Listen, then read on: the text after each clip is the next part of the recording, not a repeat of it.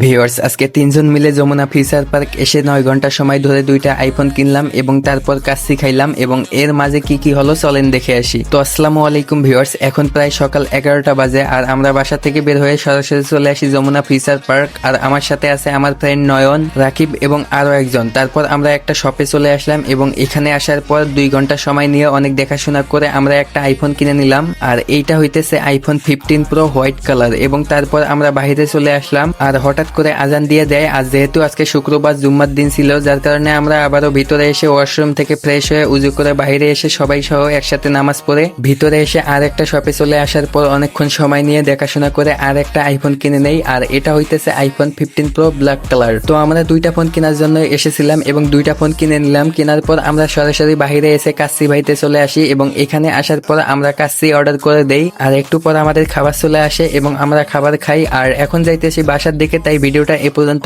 Video ভালো লাগলে like comment করবেন, চ্যানেল থেকে দেখে থাকলে সাবস্ক্রাইব করবেন এবং পেজ থেকে দেখে থাকলে ফলো করবেন। বাই।